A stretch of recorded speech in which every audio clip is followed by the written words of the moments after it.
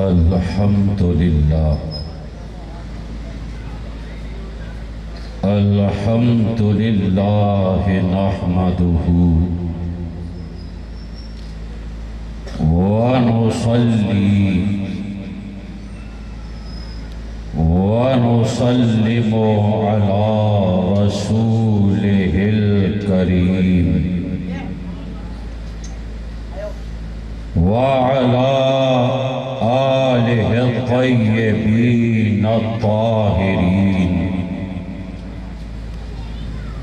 وعلى أصحابه الهاديين المهديين أما بعد فأعوذ بالله من الشيطان الرجيم بسم الله الرحمن الرحيم أولئك كتب في قلوبهم الإيمان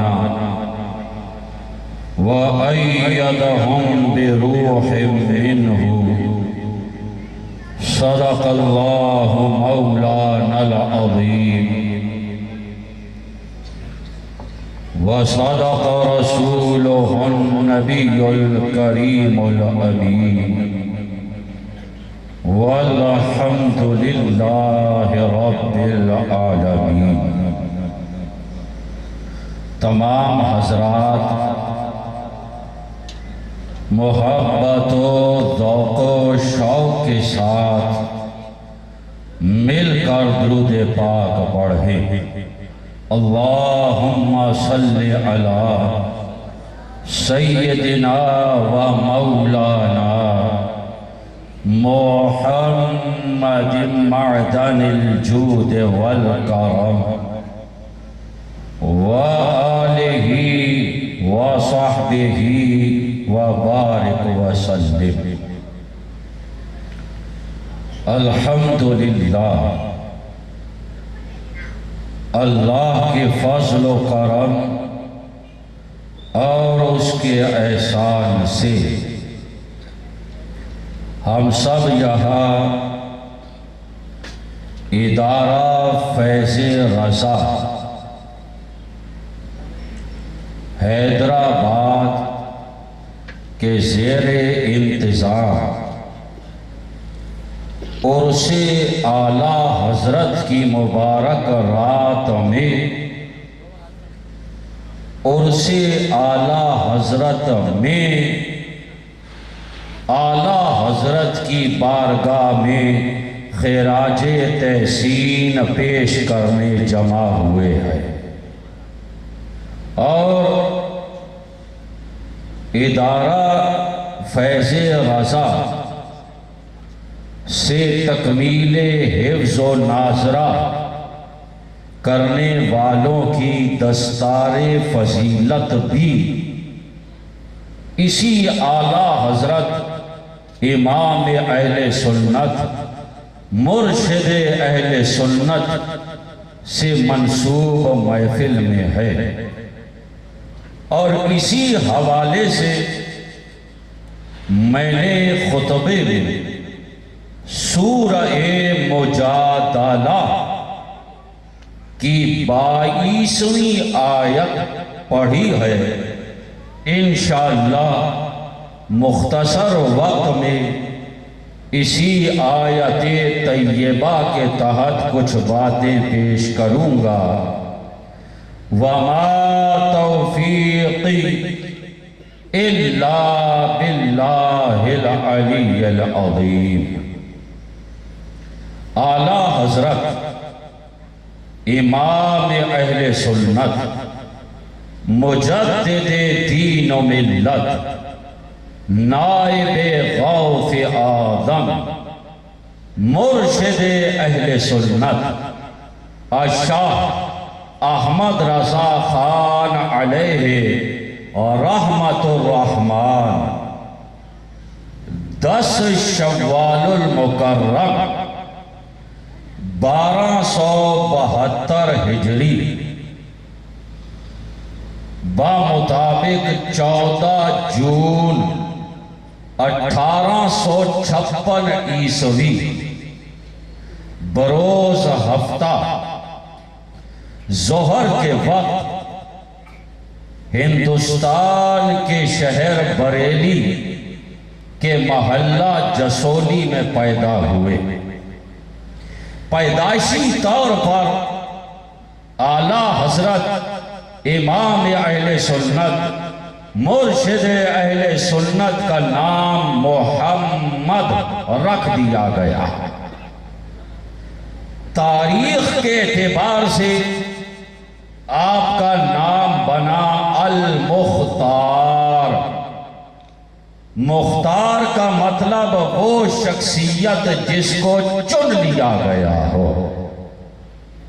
آپ کے جد امجد قطب وقت یعنی آپ کے دادا مبارک رضا علی خان صاحب نے آپ کا نام رکھا احمد رضا، اور خود آپ نے کنیت اختیار کی۔ کنیت رکھنا سنت ہے، عبد المصطفیٰ۔ اعلیٰ حضرت امام اہل سنت کہ یہ جو تاریخ پیدائش کا سن ہے 1272 ہجری، فن تاریخ گوئی کے اعتبار سے اگر قرآن کی آیت سے سن ولادت کو اخذ کیا جائے تو یہ آیت طیبہ کے الفاظ جو میں نے خطبے میں پڑھے ہیں، یہاں سے اعلیٰ حضرت مرشد اہل سنت کی تاریخ پیدائش اخذ ہوتی ہے۔ یہ سورہ مجادلہ ہے۔ سورہ مجادلہ قرآن کی 58 نمبر کی سورت ہے اور اس کی آیت نمبر 22 28واں پارہ ہے۔ قد سمع اللہ، پارے کا رکوع بھی تیسرا ہے اور سورت کا رکوع بھی تیسرا ہے۔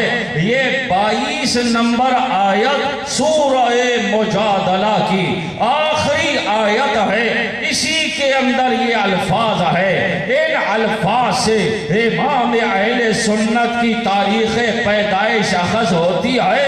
اللہ فرماتا ہے اولئک کتب فی قلوبہم الایمان، یہ ہیں وہ لوگ جن کے دلوں میں اللہ نے ایمان کو نقش کر دیا ہے۔ ایمان لکھ دیا اللہ نے، یہ ہیں وہ لوگ۔ وَأَيَّدَهُمْ بِرُوحٍ مِّنْهُ، اور اللہ اپنی طرف کی روح سے ان کی مدد بھی فرماتا رہتا ہے۔ چونکہ محفل پاک ہے دستار فضیلت سے بھی منسوب، اور یہ جو ادارہ فیض رضا ہے یہ بچوں کو ناظرہ بھی پڑھا رہا ہے اور حفظ بھی کرا رہا ہے۔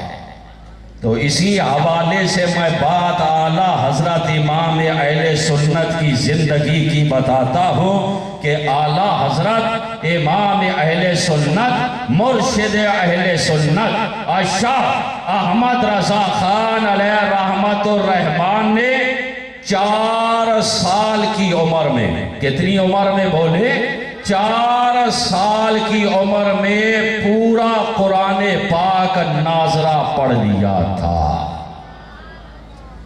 اب آپ کے گھروں میں بھی بچے آئے، اردا گرد محلے میں بھی بچے آئے، آپ سمجھ سکتے ہیں کہ 4 سال کی عمر کا بچہ تو اپنے جسم کو نہیں سمجھتا، اپنے آپ کو نہیں سنبھال پاتا، مگر جن پر خاص کرم ہوتا ہے ان کا یہ عالم ہوتا ہے۔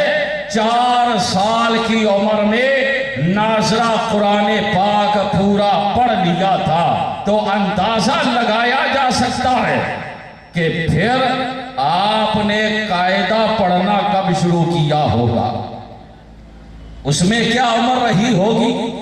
ہمیں تو اسی پر بڑی حیرت ہے کہ 4 سال کی عمر میں ناظرہ قرآن پڑھ لینا، تو سوچئے کہ پھر کب قرآن پاک پڑھنا شروع کیا ہوگا، اور پھر اس سے پہلے قاعدہ کب پڑھا ہوگا، اور ظاہر ہے عمر اس وقت اس سے کم ہوگی۔ اور پھر سوچئے کہ بسم اللہ خوانی یعنی باقاعدہ تعلیم کا آغاز ہمارے ہاں تو ہوتا یہ ہے کہ بچوں کی سالگرہ یاد رکھی جاتی ہے، فلاں دن بچے کی سالگرہ ہے، اس کا بڑا اہتمام کیا جاتا ہے، دعوت بھی دی جاتی ہے۔ لیکن ہمارے بزرگوں کا طریقہ کیا تھا؟ بزرگوں کا طریقہ یہ تھا کہ جب بچے کو پہلی دفعہ باقاعدہ استاد نے بسم اللہ شریف پڑھانی ہے، یوں تو بچہ ظاہر ہے مسلمانوں کے گھر میں پیدا ہوا ہے، اللہ رسول کے نام لینے بھی لگ جاتا ہے، بسم اللہ شریف بھی اسے آ جاتی ہے، لیکن ایک باقاعدہ تعلیم کا آغاز جیسے کہیے کہ استاد کے سامنے بٹھایا ہے، استاد نے پڑھانا ہے، تعلیم کا آغاز ہو رہا ہے، تو بزرگوں کا طریقہ یہ رہا ہے کہ اس کے لیے باقاعدہ تقریب منعقد کی جاتی، اور دوست احباب رشتہ داروں کو بلایا جاتا، بڑی عزت و احترام کے ساتھ قاری صاحب کو بلایا جاتا، اور بچے کو باقاعدہ ایک تقریب کی صورت میں بٹھا کر سب ادب و احترام سے بیٹھے ہیں، اور باقاعدہ استاد بسم اللہ شریف پڑھاتا۔ اگر اس انداز میں بچے کی تعلیم کا آغاز ہو تو سوچئے بچے کے دل میں قرآن کی کتنی عزت و ادب و احترام پیدا ہوگا، استاد کا کتنا ادب و احترام پیدا ہوگا، دین کی کتنا اس کے دل میں ایک ادب و احترام جاگزی ہوگا، اور وہ اپنی پڑھائی پر کتنی توجہ دینے کے لیے تیار ہوگا، کیونکہ جب باقاعدہ صرف بسم اللہ شریف پڑھانے کے لیے اتنا اہتمام کیا گیا، سوچے گا یہ کتنا میری زندگی کا اہم کام ہے، لیکن کیا کرے، برا ہو ان بری رسم و رواج کا کہ ہمیں یاد رہتا ہے تو خالی بچوں کی سالگرہ منانا یاد رہتا ہے، اور یہود و نصارہ کے طریقے پہ چلتے ہوئے کونے والی ٹوپیاں پہنا کر اور کیک کاٹ کر اور غبارے لگا کر اور غبارے پھوڑ کر اور تالیاں بجانا ہی یاد رہا ہے۔ ہمارے دل سے دین کی محبت اور دین کی جو ایک عزت تھی، ادب و احترام تھا، جو لگاؤ تھا، وہ جاتا رہا ہے۔ اسی لیے آج یہ حال ہے، ہم کہتے ہیں پتہ نہیں کیا ہو گیا، ہمارے گھر سے بے برکتی نہیں جاتی، ہمارے گھر سے آفتیں نہیں جاتی۔ دیکھے ہیں یہ دن اپنی ہی غفلت کی بدولت، سچ ہے کہ برے کام کا انجام برا ہے۔ تو نے کن تقریبوں کو اہمیت دیا ہے؟ اگر بچہ پڑھ کر آیا اسکول سے اور دکھایا ابو میں فرسٹ آیا، پورے محلے میں بتائے گا، لیکن اگر بچے نے قرآن پاک ختم کر لیا ہے تو زیادہ سے زیادہ جا کر قاری صاحب کو ایک جوڑا دے دے گا اور ایک مٹھائی کا ڈبہ مدرسے پہنچا دے گا، لو جی میں نے بہت بڑا احسان کر دیا ہے۔ ارے فخر کی بات تو یہ ہے کہ تیرے بچے نے اللہ کا پورا قرآن پڑھ لیا ہے، اس سے بڑی برکت اور کیا ہوگی۔ لیکن بات اہمیت کی ہوتی ہے جب اعلیٰ حضرت امام اہل سنت مجدد دین و ملت نائب خوف آدم مرشد اہل سنت شاہ احمد رضا خان علیہ رحمت الرحمن، جنہوں نے 4 سال کی عمر میں ناظرہ قرآن مکمل پڑھ لیا، جب بسم اللہ خوانی کا وقت آیا، باقاعدہ آغاز تعلیم، تو ایک تقریب منعقد کی گئی، مہمان حضرات بھی آئے، قاری صاحب کو بھی بلایا گیا، اور اب امام اہل سنت کی باقاعدہ تعلیم کا آغاز ہونا ہے. استاد نے پڑھایا بیٹا پڑھو بسم اللہ الرحمن الرحیم. امام اہل سنت پڑھتے آئے. اب ذرا توجہ رکھیے میری طرف, بات کو سمجھیے.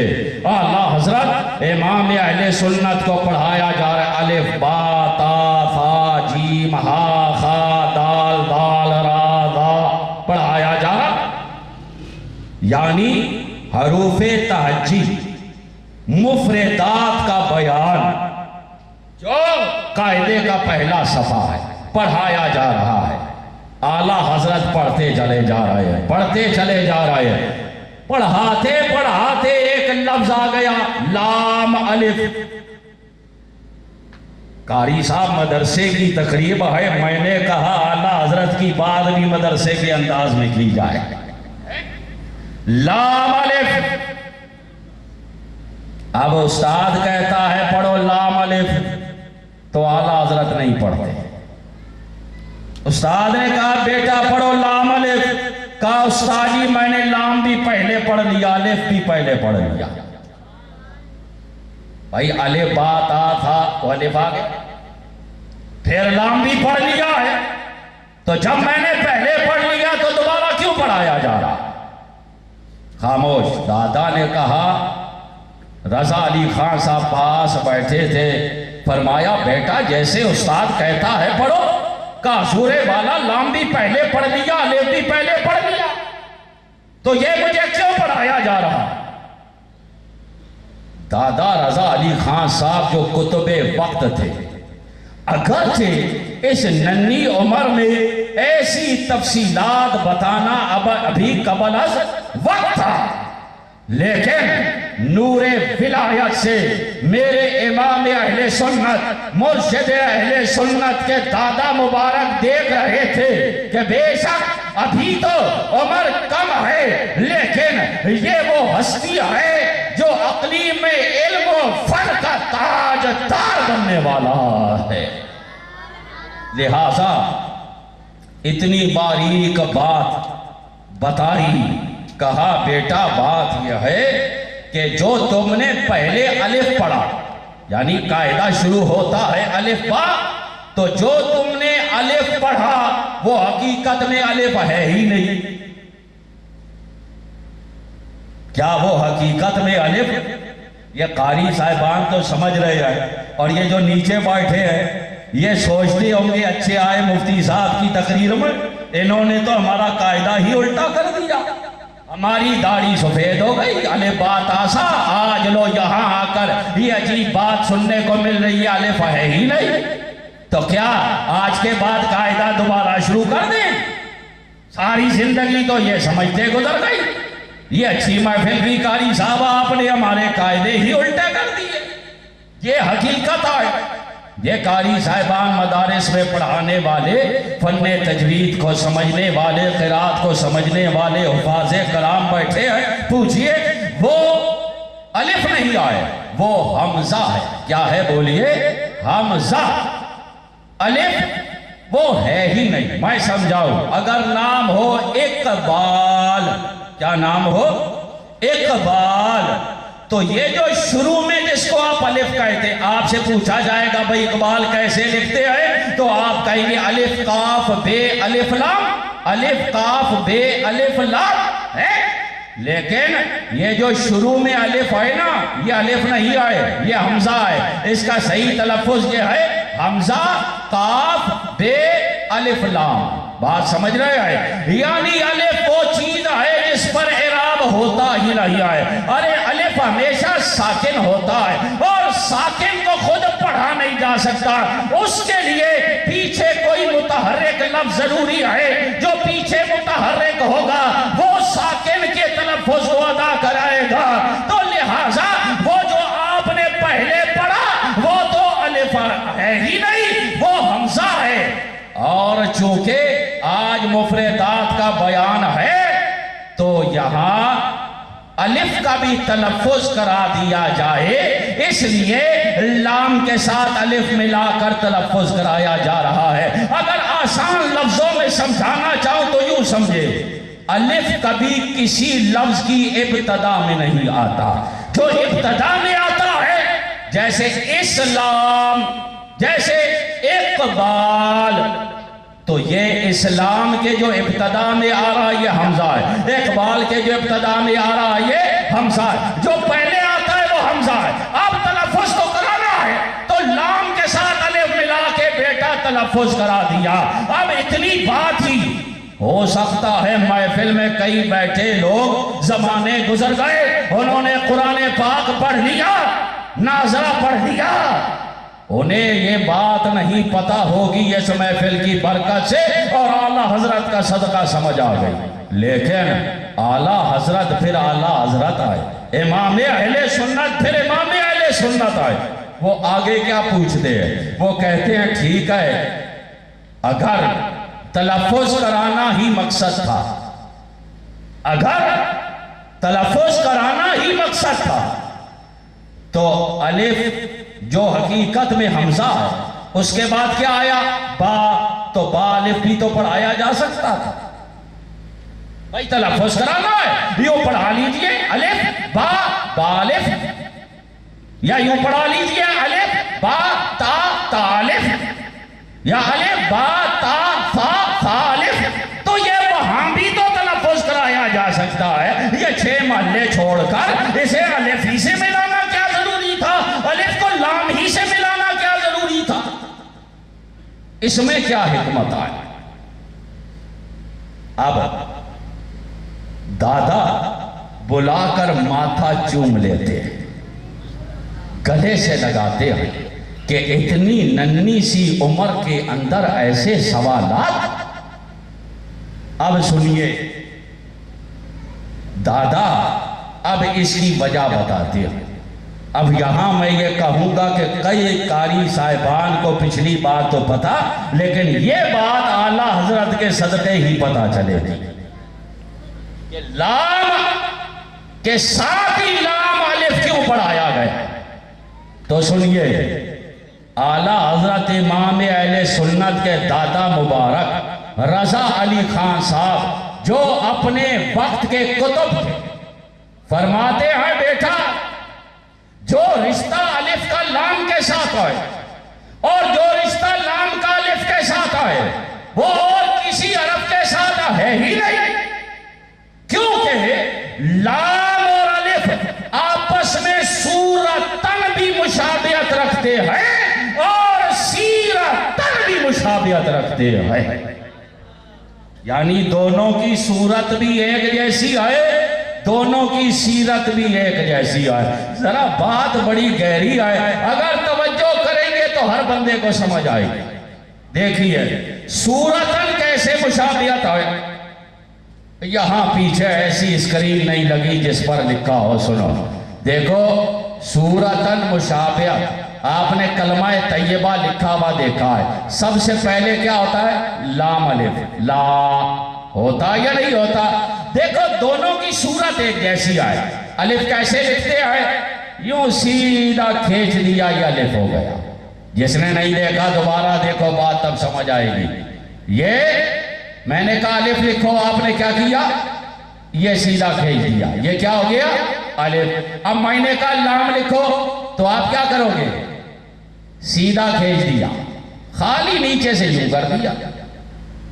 بھئی کلمہ طیبہ میں آپ نے دیکھا ہے نا لا لکھا ہوتا ہے، لام الف دونوں.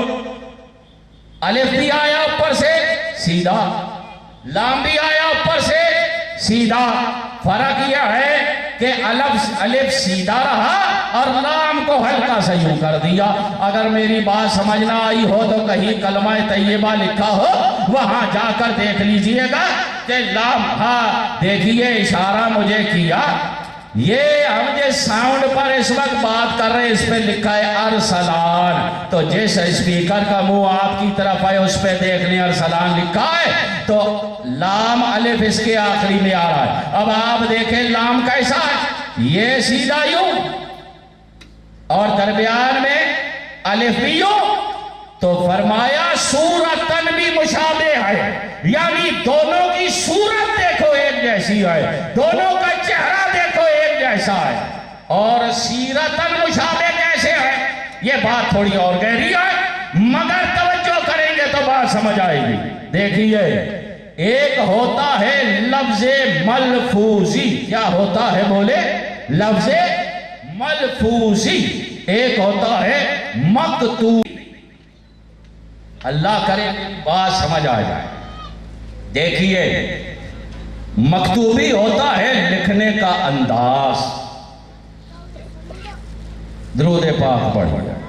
یہ ہمارے سنی ہے. یہاں تو مکھی اڑے یہ چھوڑنے جاتے ہیں کدھر گئی ہے آپ تو اتنا بڑا پنکھا لگا رہے ہیں. چلے آپ دیکھ لیجئے پنکھا کیسے لگتا ہے. جب یہ آپ سیکھ لیں گے پھر اگلی بات کرتے ہیں. درود پاک پڑھیے. اللہم صلی علی سیدنا و مولانا محمد معدن الجود والکرم علی وصحبہ وبارک وسلم. لیکن یہ یاد رکھیے گا پنکھا لگانا جو ہم سکھا رہے ہیں یہ بھی ادارہ فیض رضا کے کھاتے میں جائے گا.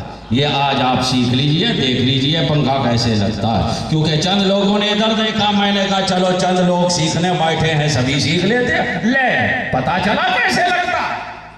اب اگر اس کو بند کرنا سیکھنا ہو وہ ہم نہیں سکھا سکتے وہ الیکٹرک والے سکھاتے ہیں.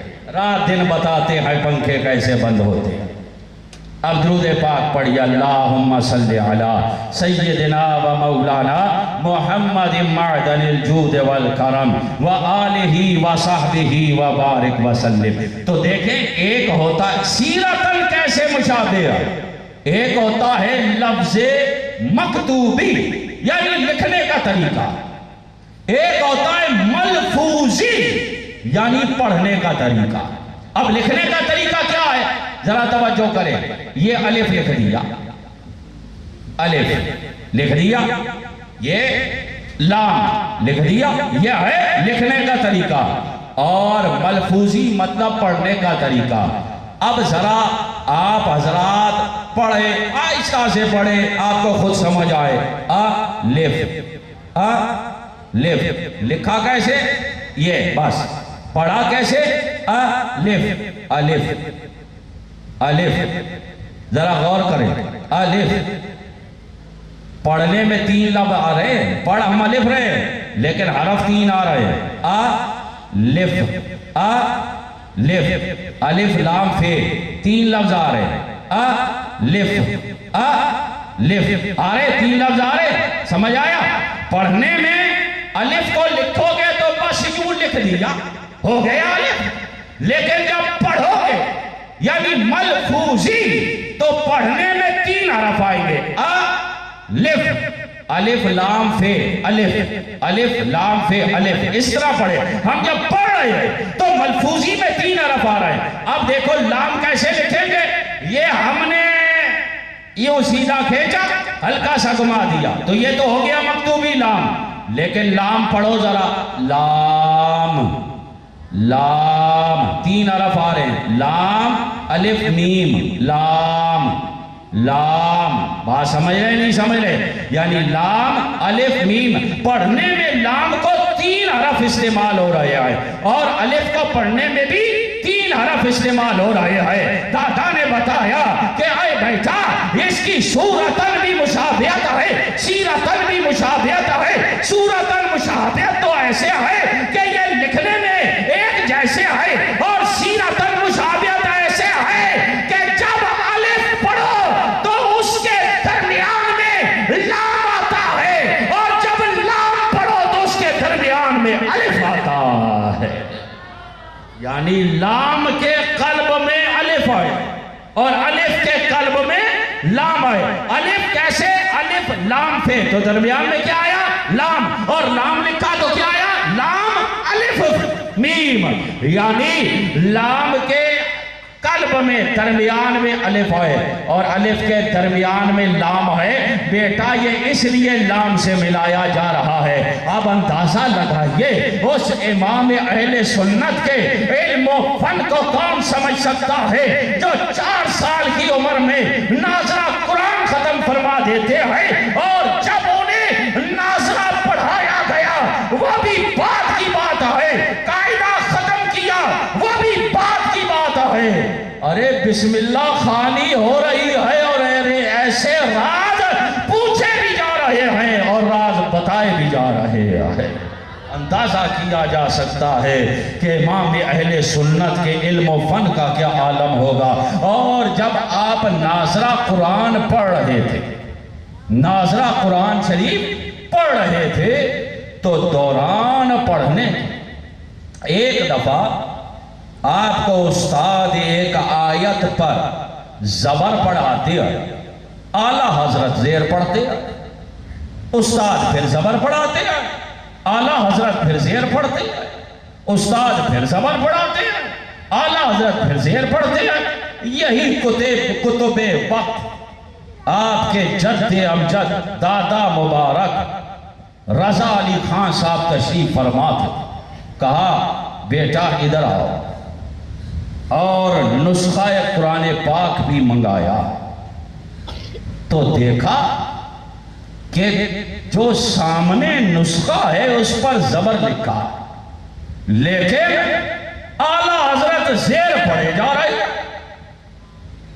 آپ نے ایک نسخہ اور منگایا، اس پر دیکھا تو حیران رہ گئے کہ اس نسخے پر کاتب کی غلطی کی وجہ سے زبر لگ گیا ہے، درست ویسے ہے جیسے بن دیکھے اعلیٰ حضرت امام اہل سنت پڑھ رہے ہیں۔ دادا نے پوچھا بیٹا جب استاد زبر پڑھا رہے تھے تو آپ پڑھ کیوں نہیں رہے تھے؟ آپ زبر کیوں نہیں پڑھتے تھے؟ سامنے بھی زبر لکھا ہے، استاد بھی زبر پڑھاتا ہے، تو آپ پڑھتے کیوں نہیں تھے؟ عرض کرتے ہیں حضور بالا میں پڑھنا تو زبر ہی چاہتا تھا، مگر کوئی غیبی طاقت میری زبان پکڑ کر مجھے زبر نہیں پڑھنے دیتی تھی، میری زبان سے زیر نکلوا دیا کرتی تھی۔ نعرہ تکبیر، نعرہ رسالت، نعرہ حیدری، فیض رضا۔ دادا نے بڑی دعائیں دی، گلے سے لگایا۔ یہاں میں ایک بات کہنا چاہتا ہوں، اعلیٰ حضرت عرض کر رہے ہیں اپنے دادا مبارک سے کہ میں تو پڑھنا زبر ہی چاہتا تھا، مگر کوئی غیبی طاقت مجھے زبر پڑھنے نہیں دیتی تھی، زیر نکلوا دیتی تھی۔ تو جو رب یہ نہیں چاہتا، بے شک یہ رب کے کرم اس کے فضل ہی سے ہے۔ اور آپ کی آیت جو تاریخ پیدائش جس آیت مبارکہ سے نکلتی ہے اس میں کیا ہے؟ وَأَيَّدَهُمْ بِرُوحٍ مِّنْهُ، اللہ اپنی طرف کی روح سے مدد فرماتا رہتا ہے۔ تو جو رب یہ نہیں چاہتا کہ احمد رضا قرآن کی زیر کا زبر پڑھے، جو رب یہ پسند نہیں فرماتا کہ احمد رضا قرآن کی زیر کا زبر پڑھے، وہ امام اہل سنت قرآن کا ترجمہ کیسے غلط کر سکتے ہیں؟ ان کا ترجمہ قرآن پھر کیسے غلط ہو سکتا ہے؟ اعلیٰ حضرت امام اہل سنت نے 13 سال آپ کے گرد بھی بچے آئے، گھر میں بھی آئے، پر امام اہل سنت 13 سال 10 مہینے 4 دن 13 سال 10 مہینے اور 4 دن کی عمر میں مکمل عالم اور مفتی بن چکے تھے۔ اس عمر میں آپ کا بچہ، آج کل کا جو نظام اسکول ہے نا، KG1 KG2 پتہ نہیں کیا، اچھا لکھا ہوتا ہے اسکول کے سامنے طلب العلم فریضۃ علی کل مسلم و مسلمہ، دیوار پہ لکھا ہوتا، کئی اسکولوں میں اکثر پہ لکھا ہوتا طلب العلم فریضۃ علی کل مسلم و مسلمہ، کہ علم کا حاصل کرنا ہر مسلمان مرد اور عورت پر فرض ہے۔ یہ اسکول کی دیوار کے باہر لکھا ہوتا ہے، اور اسکول کے اندر پڑھایا جا رہا ہوتا ہے آج ریڈ ڈے ہے، آج پنک ڈے ہے، آج یلو ڈے ہے نہیں؟ بلکہ باقاعدہ ٹیبلوں کرا کر ٹانگیں بھی تھرا رہے ہوتے ہیں. بس یہ کاروبار ہو رہا ہے. یاد رکھیں فضیلت دینی علوم کی ہے جو علم کی فضیلت بیان کی گئی. یاد رکھیں ہم انگریزی کے مخالف نہیں ہیں. ہم یہ نہیں کہتے کہ انگلش نہ پڑھو. ہم یہ نہیں کہتے ڈاکٹر نہ بنو، انجینئر نہ بنو. بے شک بنو، ڈاکٹر بھی بنو، انجینئر بھی بنو، انگریزی بھی پڑھو. ہم منع نہیں کرتے. یاد رکھو ہم انگریزی کے مخالف نہیں ہیں. بولو ہم انگریزی کے مخالف نہیں آئے، ہم انگریزیت کے مخالف آئے. ہم انگریزی کے مخالف نہیں، ہم انگریزیت کے مخالف آئے. ہم کہتے ہیں انگریزی پڑھو، مگر انگریزی پڑھتے ہوئے چڈا پہن کے کتا پکڑنا تو ضروری نہیں ہے.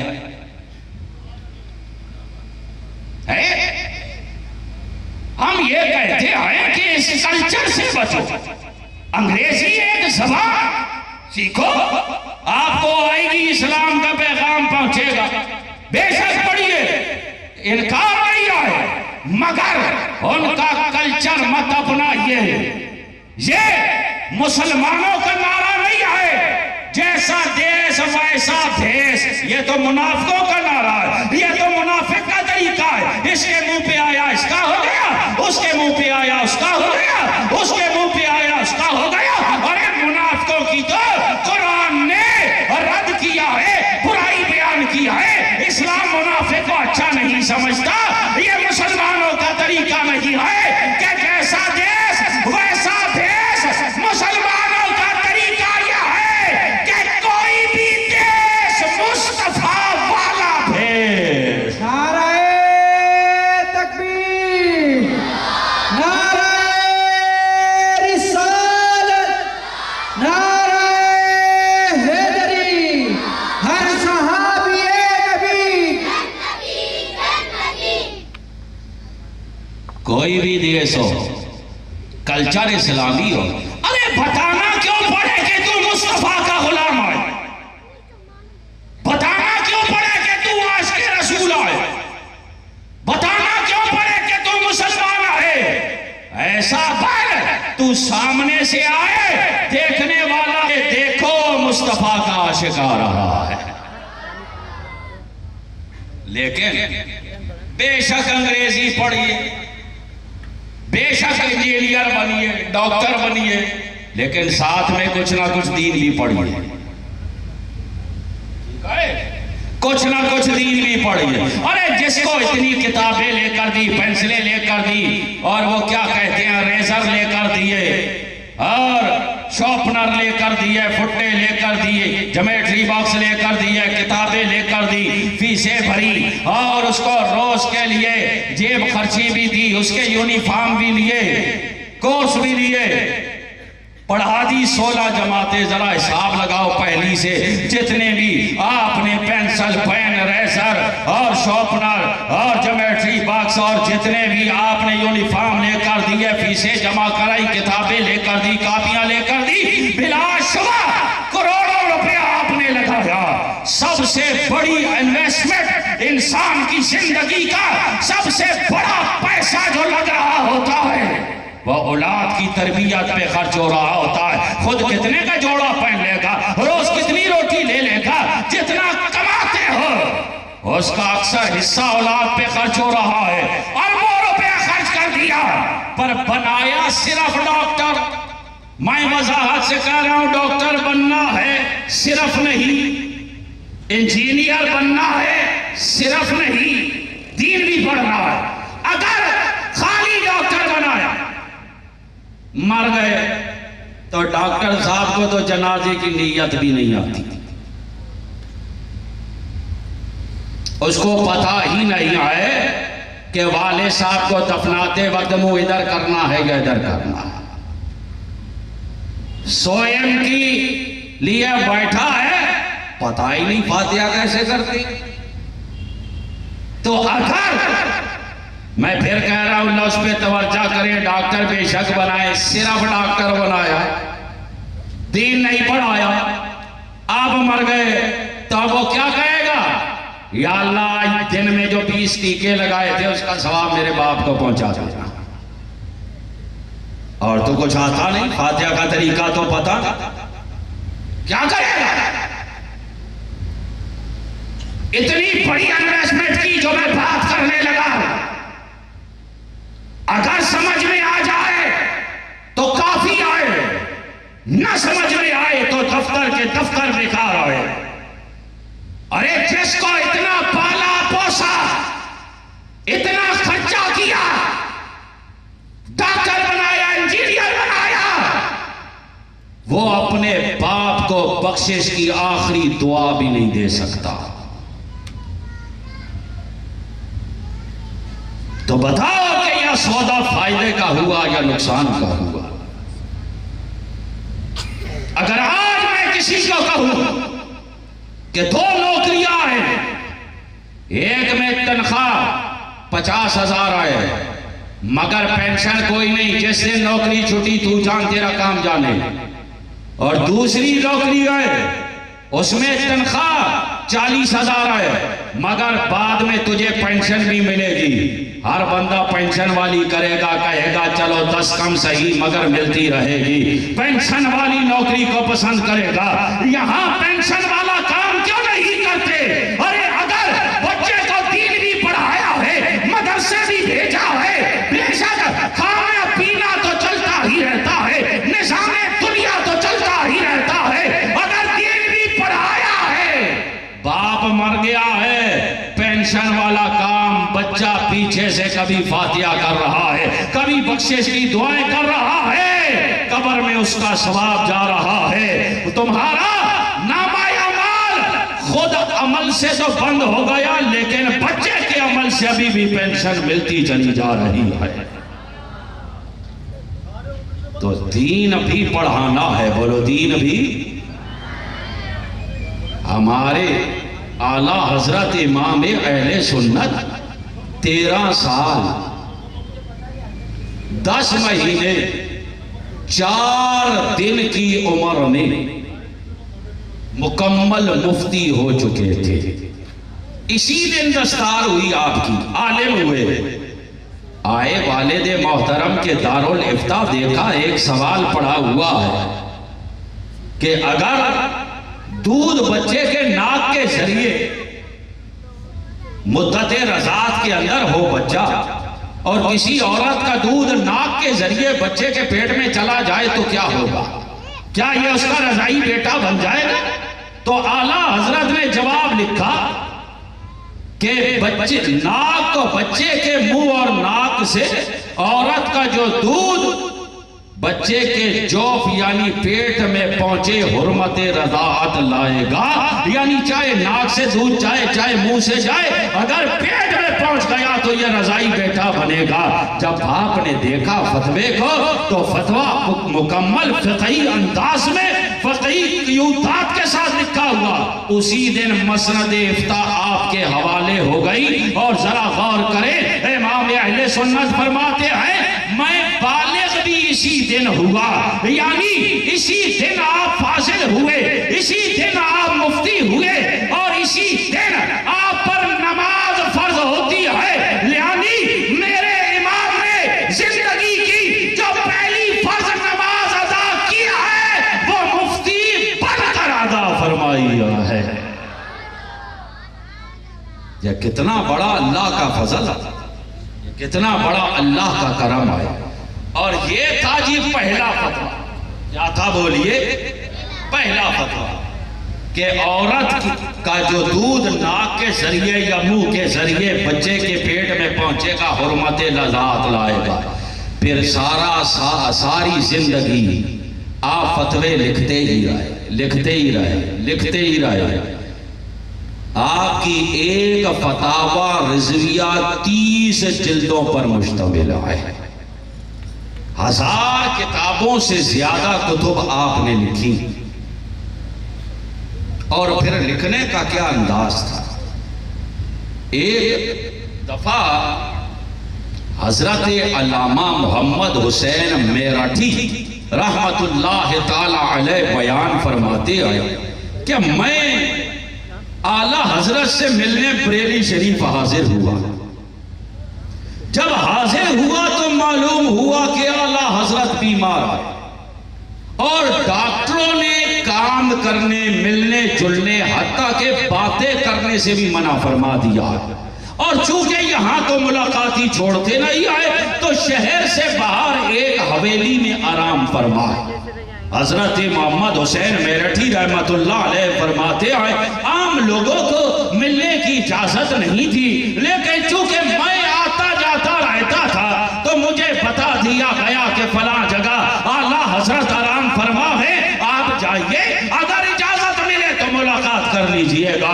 فرماتے ہیں میں گیا، دروازے پر دستک دی، ایک صاحب اندر سے آئے، میں نے اپنا تعارف کرایا کہ اعلیٰ حضرت سے عرض کیجئے اگر اجازت ہو تو میں مل لیتا ہوں. وہ اندر گیا، تھوڑی دیر میں آ کر اجازت کا مجھے بتاتا ہے اور کہتے ہیں میں اندر داخل ہوتا ہوں تو اعلیٰ حضرت ابھی مغرب کی نماز پڑھ کر پلنگ پر بیٹھے ہیں. چند ایک کرسیاں پڑھی ہوئے، میں بھی ایک کرسی پر بیٹھ گیا. کہتے ہیں ایک دو خادم بس خدمت کے لیے ہے اور اعلیٰ حضرت تشریف فرما ہے. کہتے ہیں ابھی تھوڑی سی دیر گزری، پھر دروازہ بجا. اب جو دروازہ بجا تو 4 شخصیات دروازے سے اندر داخل ہوئی. ایک مفتی اعظم ہند شہزادہ اعلیٰ حضرت مصطفیٰ رضا خان صاحب رحمت اللہ تعالی علیہ، دوسرے شیر پیشہ اہل سنت حضرت علامہ حشمت علی خان صاحب رحمت اللہ علیہ، تیسرے صدر الشریعہ بدر الطریقہ صاحب بھار شریعت مفتی امجد علی اعظمی رحمت اللہ تعالی علیہ، اور حضرت محمد حسین میرٹھی کہتے ہیں وہ چوتھے صاحب کو میں جانتا نہیں وہ کون ہے. یہ چاروں حضرات آئے اور جہاں اعلیٰ حضرت کا وہ پلنگ ہے اس کے سامنے 4 کرسیاں پڑی ہے، یہ آ کر ان چاروں کرسیوں پر بیٹھ جاتے ہیں. سب سے پہلے صدر الشریعہ بیٹھے ہیں، اعلیٰ حضرت ایک خطوں کا بنڈل اٹھاتے ہیں اور حضرت صدر الشریعہ بدر الطریقہ حجت الاسلام مفتی امجد علی اعظمی صاحب بھار شریعت رحمت اللہ تعالی علیہ کو دیتے ہیں اور کہتے ہیں گن لیجئے 30 خط آئے تھے، ایک میں نے کھولا ہے 29 پورے ہیں. صدر الشریعہ گنتے ہیں 29 خط ہے، پھر ان میں سے ایک لفافہ نکالتے ہیں اور اس کو کھولتے ہیں. اس کے اندر سے رجسٹر کے 2 بڑے بڑے صفحے، چند اس کے اندر سوالات لکھے ہوئے. حضرت صدر الشریعہ وہ سوالات سنانا شروع کر دیتے ہیں اور جیسے ہی وہ سوال جو لکھے ہیں وہ ختم ہوتے ہیں، صدر الشریعہ وہ کاغذ رکھتے ہیں، ایک قلم اور کاغذ اٹھاتے ہیں اور آواز لگاتے ہیں جی حضور. اب جی حضور کا مطلب یہ ہوا ہم نے آپ کو سوال سنائے ہیں، ہمیں اس کا جواب لکھائیے. اعلیٰ حضرت ان کے جواب کے مطابق جو فقرہ بنتا، جو جملہ بنتا وہ بتا دیتے، وہ لکھتے. ظاہر ہے لکھنے میں تھوڑا ٹائم لگتا ہے. جب وہ جملہ پورا ہوتا تو وہ عرض کرتے جی حضور، ان کو آگے کی لائن بتا دیتے، وہ لکھتے. جب وہ پورا ہوتا پھر آواز لگاتے جی حضور، یعنی آگے لکھائیے. اعلیٰ حضرت اگلا جملہ بتا دیتے. اب جی حضور کہنے میں ان کو لکھنے میں جو وقت لگتا، دوسرے صاحب جو بیٹھے ہوئے تھے انہوں نے ایک لفافہ اٹھایا، خط کھولا، اس کے اندر رجسٹر کے کئی صفحے آئے، کئی سوالات آئے. اب وہ سوالات سنانا شروع کر دیتے ہیں. ادھر اب غور کیجئے، پہلے صاحب بھار شریعت صدر الشریعہ لکھ رہے ہیں، وہ آواز لگاتے جی حضور تو یہ خط سنانا روک دیتے. اعلیٰ حضرت انہیں جملہ بتاتے، جب وہ جملہ لکھنے لگتے یہ خط سنانا شروع کر دیتے. تھوڑی دیر میں ان کا خط بھی پورا ہو گیا. انہوں نے کاغذ اٹھایا، قلم اٹھایا، جی حضور یعنی ہمیں بھی لکھائیے. اب اعلیٰ حضرت ان کے سوال کے وہ جواب کے مطابق ایک فقرہ لکھا دیتے. اب وہ کہتے جی حضور انہیں ان کا جملہ بتا دیا. اب یہ کہتے جی حضور ان کو ان کا جملہ بتا دیا. پھر ادھر سے آواز جی حضور ان کو اگلا جملہ. پھر ادھر سے آواز جی حضور ان کو اگلا جملہ.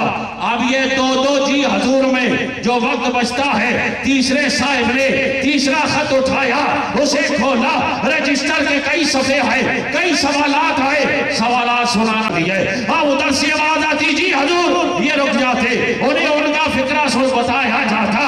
پھر دوسرے کی آواز آتی جی حضور, انہیں ان کا فقرہ بتایا جاتا. کبھی وہ پہلے لکھ لیتے, کبھی یہ پہلے لکھ لیتے, کبھی ادھر سے جی حضور, کبھی ادھر سے جی حضور, ادھر سے یہ خط سنا رہے ہیں. تھوڑی دیر میں ان کا خط بھی ختم ہو گئے. انہوں نے اٹھایا صفحہ قلم, جی حضور یعنی ہمیں بھی لکھائیے. اب تین جی حضور چل رہی ہے. اعلیٰ حضرت کو پتا ہے پہلے خط میں کیا تھا, کیا کیا سوالات ہیں, کیا کیا لکھا چکا, کیا کیا لکھانا ہے. دوسرے خط میں کیا کیا سوالات تھے, کہاں تک لکھا چکا, کیا لکھانا ہے. تیسرے خط میں کیا کیا سوالات تھے, کیا کیا لکھا چکا, کیا کیا لکھانا ہے. اب تین جی حضور چل رہی ہے.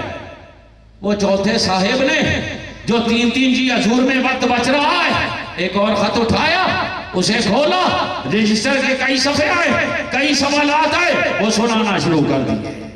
اب ادھر سے جی حضور کی آواز آتی, یہ رک جاتے, ان کو لکھایا جاتا. اب ان کا خط بھی پورا ہو گیا. جب ان کا خط پورا ہو گیا, انہوں نے کاغذ اٹھایا, جی حضور, چار جی حضور چل رہی ہے. محمد حسین میرٹھی کہتے ہیں ان چار جی حضور میں وہ جو پاؤں دبا رہا تھا اسے جانے کیا سوجی, اس نے زبانی سوال کرنا شروع کر دیا. یہ تو آپ کو تب پتا چلے جب ادھر سے کوئی بات کرے نا, دوسرا ادھر سے آ جائے تو آپ فوراً کہو گے تو اندھا ہے, میں اس کی نہیں سن رہا, میرے 2 کان ہیں 12 تھوڑی ہے. 4 جی حضور چل رہے ہیں. وہ کہتے ہیں محمد حسین میرٹھی مجھے حقیقتاً پسینہ شروع ہو گیا, اور جب اس نے پاؤں دبانے والے نے زبانی سوال پوچھنا شروع کر دیے, کہا مجھے ایسا غصہ آیا کہ دیکھو ایک تو بیمار ہے اور اس عالم میں 4 جی حضور چل رہی ہے, تو تھوڑی دیر صبر کر جاتا, نہیں پوچھنا شروع کر دیا.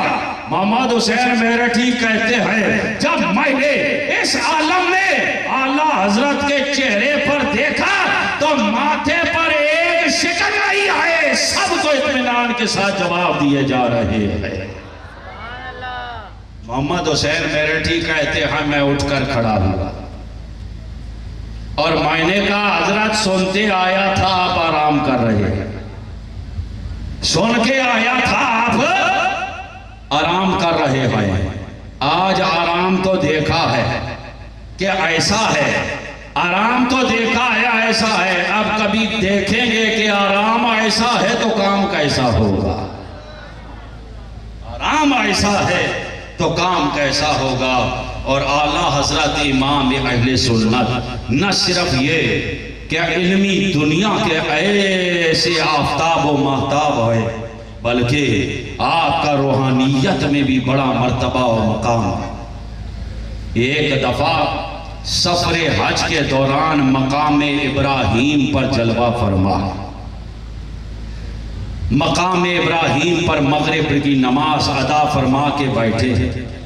اس وقت کے امام شافعیہ جمل اللیل حضرت حسین بن صالح رحمت اللہ تعالی علیہ پہلے سے اعلیٰ حضرت کو نہیں جانتے تھے, کوئی سابقہ تعارف نہیں تھا. وہاں سے گزرے, بس نظر اعلیٰ حضرت کے چہرے پر پڑی تو وہیں ٹھٹک کر رک گئے, جانتی ہی نہیں کہ کون ہستی ہے, بس خالی چہرے کو دیکھا, وہیں رک گئے. اور پھر ہاتھ پکڑ کر اپنے ساتھ اپنے گھر لے گئے اور گھر میں بٹھا کر اس وقت کے امام شافعیہ جمل اللیل حسین بن صالح اعلیٰ حضرت کا بس یوں ٹکٹکی باندھ کے چہرہ دیکھے چلے جا رہے ہیں, چہرہ دیکھے چلے جا رہے ہیں. اور پھر رہا نہ گیا, یہ الفاظ کہے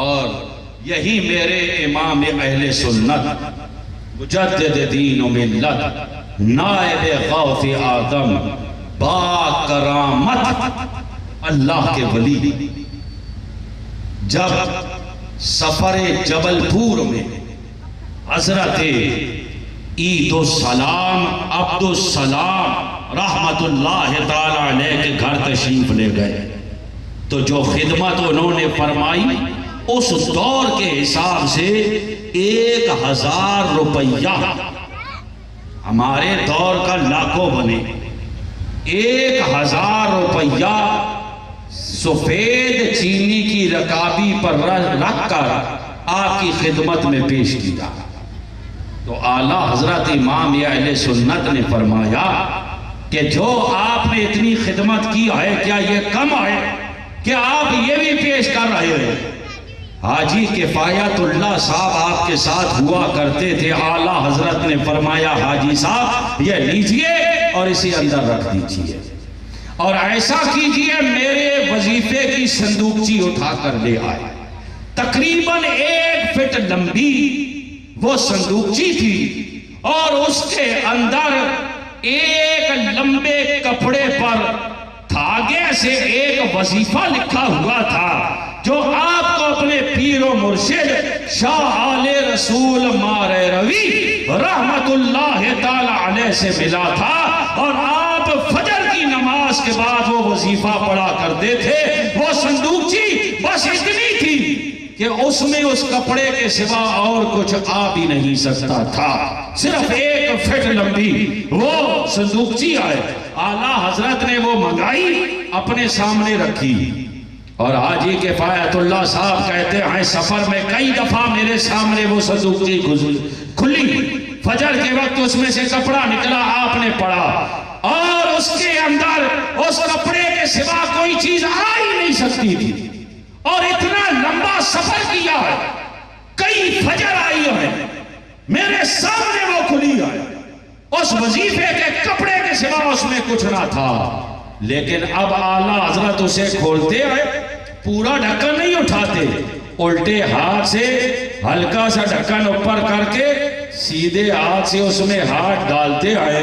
حاجی کفایت اللہ صاحب کہتے ہیں میں حیران رہ گیا کہ حضرت عبد السلام رحمت اللہ تعالی علیہ کی بہو اور بچیوں کے لیے اس کے اندر سے سونے کے زیورات نکل رہے ہیں۔ وہ زیورات دیے، فرماتے ہیں حیرت تو تب ہوئی جب مجھے یہ دیکھنے کو ملا کہ حضرت عبد السلام کے پوتے کے لیے سلا ہوا کرتا اور ٹوپی بھی اس کے اندر سے نکل رہی ہے، یہاں تک کہ وہاں جتنے آپ کے مہمان خصوصی تھے حضرت عبد السلام کے، ان کے لیے بھی تحفے برآمد ہوئے۔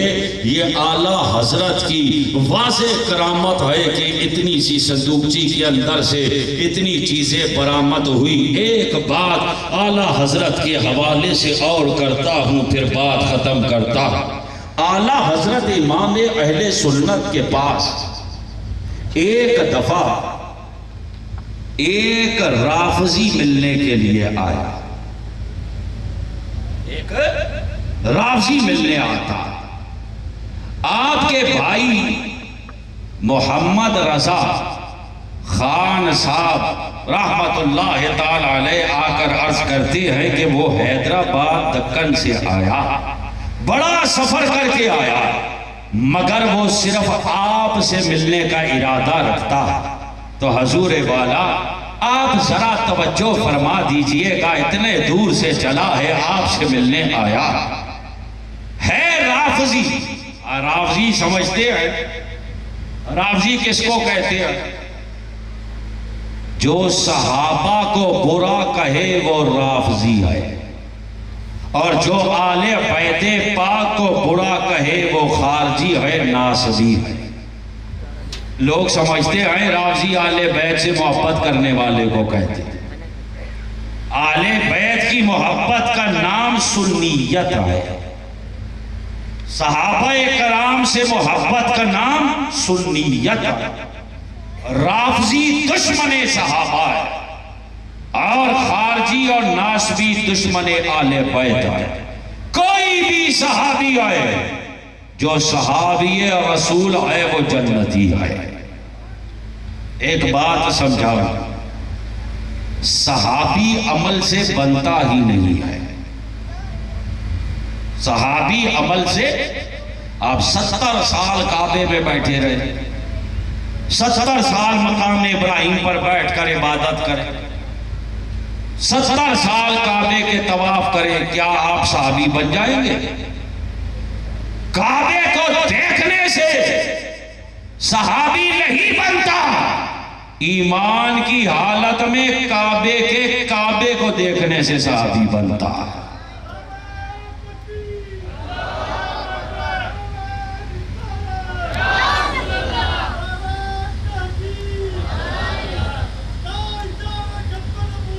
زندہ باد، زندہ باد، زندہ باد، زندہ باد. آقا دو عالم کی صحبت اختیار کرنے سے صحابی بنتا ہے. اہل بیت پاک اور صحابہ کرام یہ دونوں وہ ہستیاں ہیں جو ایک ہی نور کے بحر بے کنار میرے آقا و مولا کے قدموں سے چل رہے ہیں.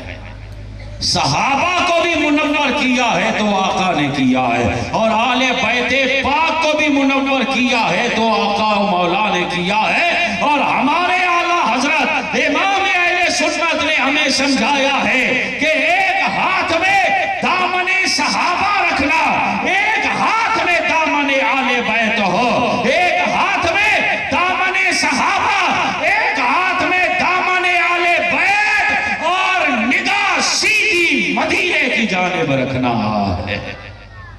حضور یہ کیا ہے؟ فرمایا سیدھی سڑک یہ شہر شفاعت نگر کی ہے. تو سنیں، اعلیٰ حضرت کے پاس رافضی ملنے آیا. بھائی نے کہا حضور ذرا توجہ فرما لیں. وہ آیا، اعلیٰ حضرت نے اس کی طرف قطعاً کوئی توجہ نہیں کی. توجہ کرنا دور کی بات، اس کا چہرہ بھی نہیں دیکھا. آپ کے بھائی محمد رضا خان صاحب نے اسے اشارہ کیا کہ بیٹھ جا کرسی پر. وہ بیٹھا رہا کافی دیر. اعلیٰ حضرت نے کوئی توجہ کی.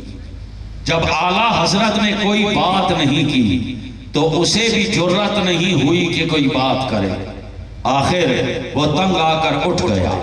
جب وہ چلا گیا تو اعلیٰ حضرت امام اہل سنت کو سناتے ہوئے آپ کے بھائی محمد رضا قادری صاحب کہتے ہیں اگر اخلاقاً توجہ فرما لی جاتی تو کیا حرج تھا.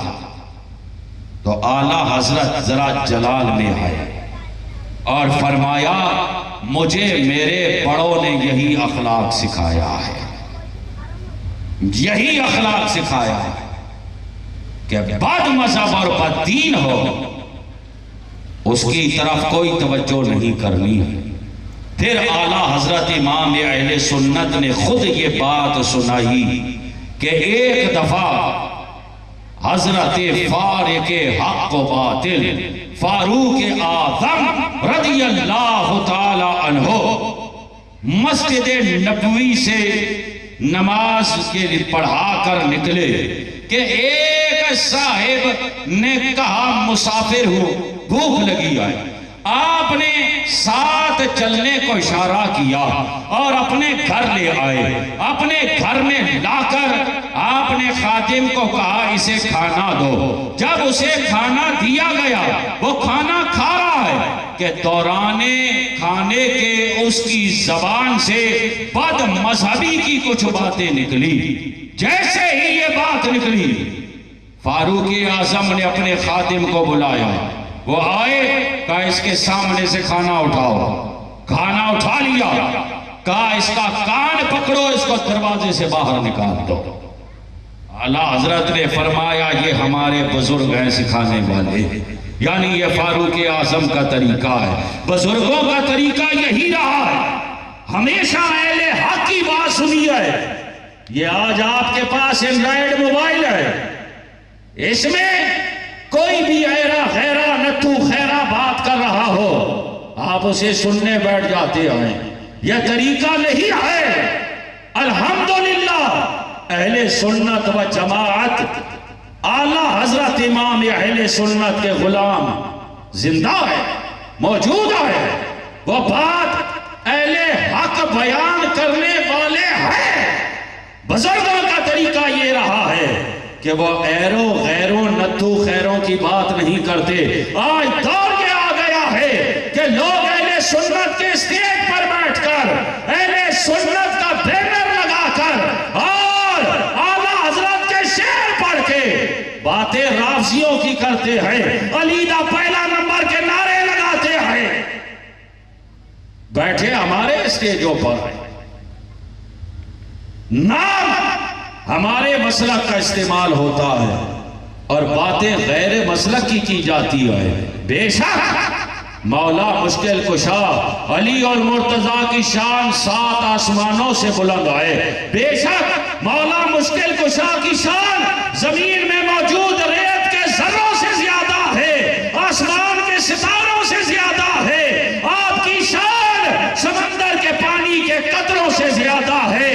مگر یاد رکھو اہل سنت کا عقیدہ یہ ہے کہ حضرت مولا مشکل کشا علی اور مرتضیٰ چوتھے نمبر کے خلیفہ ہیں اور آپ کی شان بھی چوتھے نمبر پر ہے. حضرت عثمان غنی کی شان آپ سے زیادہ ہے اور فاروق اعظم کی شان و عظمت حضرت مولا مشکل کشا علی اور مرتضیٰ اور عثمان غنی سے بھی زیادہ ہے. اور حضرت صدیق اکبر کی شان و عظمت مولا مشکل کشا عثمان غنی اور فاروق اعظم سے بھی زیادہ ہے. افضل البشر بعد الرسل والانبیاء صدیق اکبر ہے. یہ بھی یاد رکھو.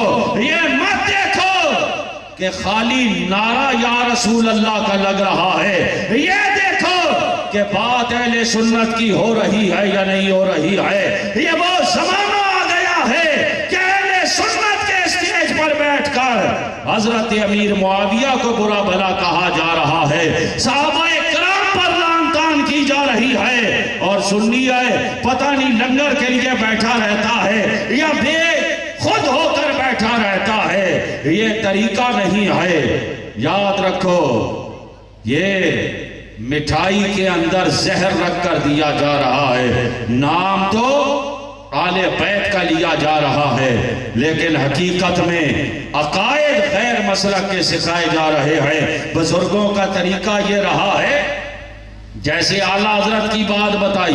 حضرت سعید بن جبیر رضی اللہ تعالیٰ عنہ یہ کون ہے؟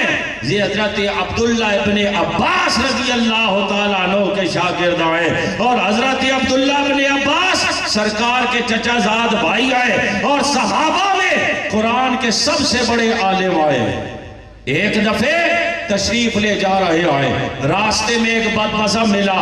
اس نے کہا میں نے آپ سے ایک بات کہنی ہے. آپ نے کہا میں تیری بات نہیں سننا چاہتا. اس نے کہا صرف ایک لفظ میرا سن لے.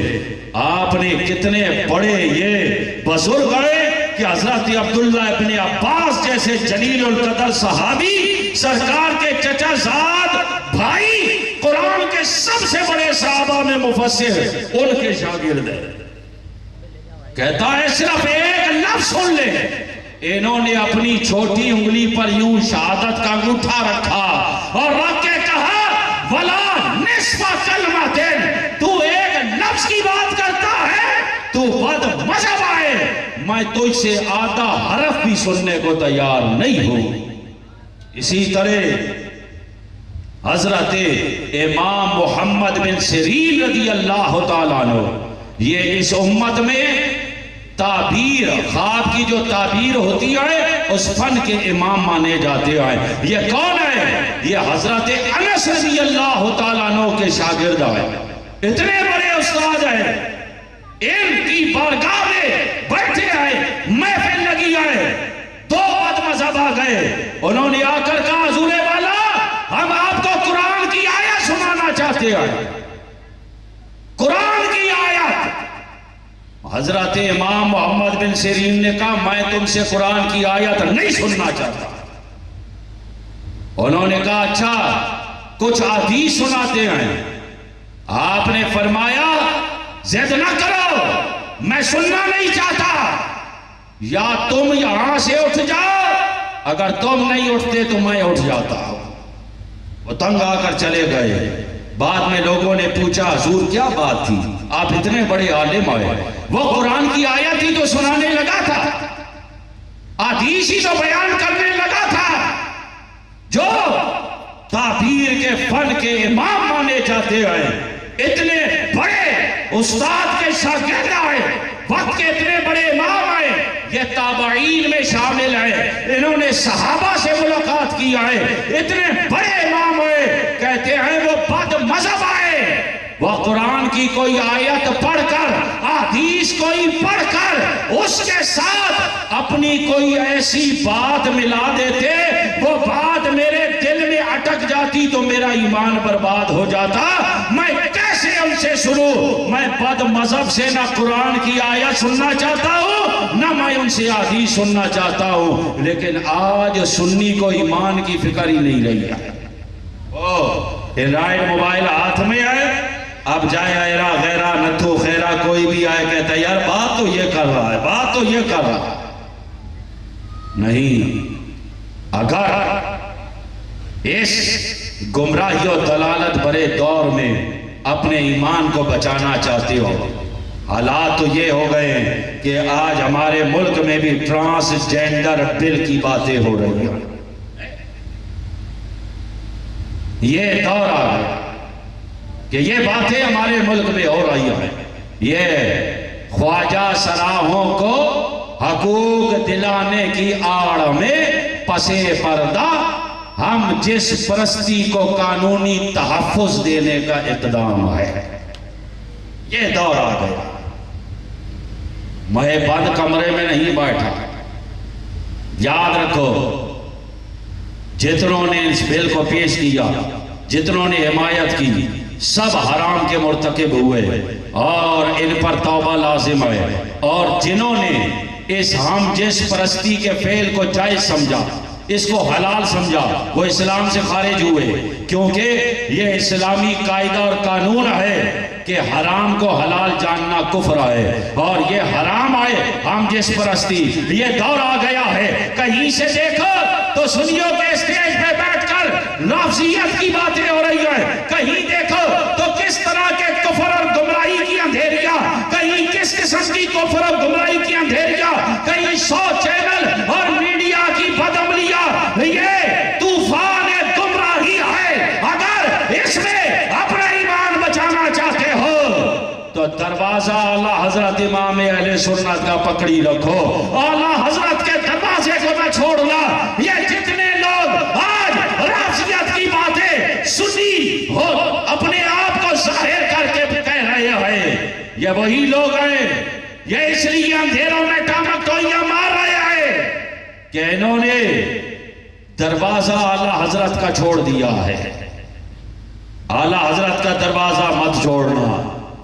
کوئی تمہیں کہے آؤ چل کر دیکھو ہمارے پیر صاحب کیا کہتے ہیں، اسے کہنا ہم غلامان اعلیٰ حضرت ہیں، ہم چل کے نہیں دیکھتے، ہم دیکھ کے چلا کرتے ہیں. بالکل اعلیٰ حضرت کا دروازہ نہیں چھوڑنا.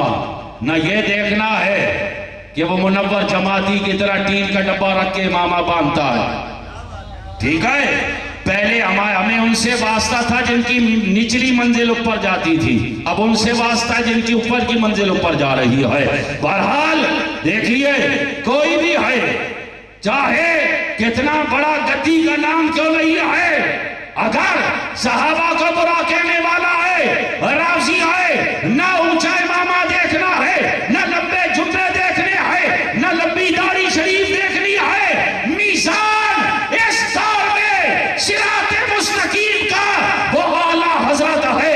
اعلیٰ حضرت کے ترازو پہ اگر پورا ہے تو سنی آئے، اور اگر اعلیٰ حضرت کے ترازو پہ پورا نہیں ہے تو ڈاکٹر اقبال سمجھ گیا تھا فلسفی ہو کر تمہیں تمہیں سمجھ کیوں نہیں آ رہی کہ لباس خضر میں ہزاروں راہزن بھی پھرتے ہیں؟ گر جینے کی تمنا ہے تو پہچان پیدا کر۔ آج سنیت کے بھیس میں ڈاکو آ گئے ہیں، سونا جنگل، رات اندھیری، چھائی بدلی کالی ہے، سونے والا جاگتے رہیو، چوروں کی رکھوالی ہے۔ بندہ موٹا ہو پتلا ہو جائے اچھی بات ہے، پر ایمان پتلا ہو جائے یہ بہت بری بات ہے۔ آج لوگوں نے نئے نئے رنگ نکال لیے، ارے بات اعلیٰ حضرت کی کہہ کر کرتے آئے، شعر اعلیٰ حضرت کے پڑھتے آئے، تو پھر جو اعتقاد الاحباب فی الجمیل والمصطفیٰ والآل والاصحاب میں اعلیٰ حضرت نے لکھا ہے وہ پڑھ کے سناتے کیوں نہیں ہو؟ اعلیٰ حضرت نے واہ حضرت امیر معاویہ کا مسئلہ ہو، حضرت ہندہ کا مسئلہ ہو، وہ مسئلہ چاہے حضرت ابو سفیان کا ہو، سب حل کر دیے، وہ کیوں نہیں سناتے؟ وہ سنا۔ تو اس وقت بڑا عجیب عالم ہے، اور ایک بات کی کمی اور بھی ہے۔ اعلیٰ حضرت کے بارے میں کیا کہتے ہو؟ اعلیٰ حضرت نے ادب و احترام سکھایا۔ کیا سکھایا؟ ہمارے مسلک کی بنیاد کیا ہے؟ بولو، ادب و احترام۔ میں ابھی بیٹھا تھا، آنے کے بعد قاری صاحب بیٹھے تھے، بات ہو رہی تھی، میں نے کہا دیکھو یہ جو نماز پڑھتے ہو یہ بھی اللہ کی بارگاہ کا ادب و احترام، یہ سر اللہ کے ادب و احترام میں رکھتے ہیں، اور اللہ کی بارگاہ کا ادب و احترام اپنا، وہ معبود برحق، وہ خالق و مالک ہے۔ اسی طرح ہر در کا ایک اپنا ادب ہے، آقا کے در کا اپنا ادب ہے، صحابہ کے در کا ادب ہے، آل بیت پاک کے در کا ادب ہے، اولیاء کرام کے در کا ادب ہے۔ اہل سنت و جماعت کے مسلک کا ترہ امتیاز کیا ہے؟ ادب و احترام۔ ذرا اگر میں نے پوری تقریر میں نہیں کہا، یہ بڑا نازک مسئلہ ہے، کہہ دیں گے تو چلو میرے پر ہی مہربانی ہوگی، بتائیں کیا ہے وہ مرکزی چیز اہل سنت کی؟ ادب و، اونچا بولیے، کیا ہے؟ ادب و احترام۔ لیکن بڑی معذرت کے ساتھ اے سنیو، آج سوشل میڈیا دیکھتے ہیں تو آپ کے اندر ادب و احترام نظر نہیں آ رہا۔ یہ تو آپ کی بنیاد ہے، یہ تو آپ کا مرکز ہے۔ ادب و احترام یہ ہمارے مسلک کا حسن ہے، یہ ہمارے مسلک کی خوبصورتی ہے۔ آج ادب و احترام ہی جاتا رہا، جس کے منہ میں جس کے لیے جو آیا اس نے کہہ دیا۔ یہ سوشل میڈیا، اس نے آپ کے ہاتھ میں کومنٹ دے دیے، یہ نہ دیکھا کہ آگے کوئی عالم آئے، کوئی معظم دینی آئے، بلکہ یاد رکھے میرے اعلیٰ حضرت امام اہل سنت نے فتاوی رضویہ میں لکھا کہ ذلیل کرنا، یعنی کسی کو ذلیل کرنا، فرمایا تذلیل تو عام مسلمان کی بھی حرام ہے۔ ایک عام مسلمان کو بے عزت کرنا یہ بھی حرام ہے۔ جے جائے کہ جن کو اللہ نے دینی عظمت، میں ان کی بات کر رہا ہوں جو اہل سنت و جماعت فکر اعلیٰ حضرت پر قائم ہے، اور میں بات بھی انہی سے کر رہا، دوسروں سے مجھے واسطہ ہی نہیں آئے۔ ہر بندہ اپنا گھر بچاتا، میری بات بھی انہی سے ہے جو غلامان اعلیٰ حضرت آئے، اور بات بھی انہی کے لیے ہے جو فکر اعلیٰ حضرت میں قائم ہے۔ اپنے اندر ادب و احترام پیدا کرو۔ بے ادبی اور بد تہذیبی، بے احترامی، یہ شروع یہیں سے ہوتی ہے۔ لیکن لے کفر تک جاتی ہے۔ الیاس باللہ تعالی ہمارے مسلک کا یہ مرکز ہے، اسے یاد رکھیں اور اپنے درمیان عزت و احترام پیدا کرے۔ اللہ تعالی ہمیں حق پر قائم و دائم رکھے، غلامی اعلیٰ حضرت میں زندہ رکھے، غلامی اعلیٰ حضرت میں موت عطا فرمائے، قیامت کے دن غلامی اعلیٰ حضرت میں اٹھنا نصیب فرمائے۔ اور جب محشر کے میدان میں فرشتوں کی جھرمٹ میں آقا و مولا تشریف لائے، مجھ سے خدمت کے قدسی کہیں ہاں رضا، اور جب اعلیٰ حضرت اس وقت پڑھے مصطفیٰ جان رحمت پہ لاکھوں سلام، تو اے کاش اللہ کی بارگاہ میں عرض ہے کہ اپنے امام کے پیچھے ہاتھ باندھ کر ہم بھی پڑھ رہے ہو مصطفیٰ جان رحمت پہ لاکھوں سلام، بس اعلیٰ حضرت کا دامن نہیں چھوڑنا ہے۔ وآخر دعوانا ان الحمدللہ رب العالمین۔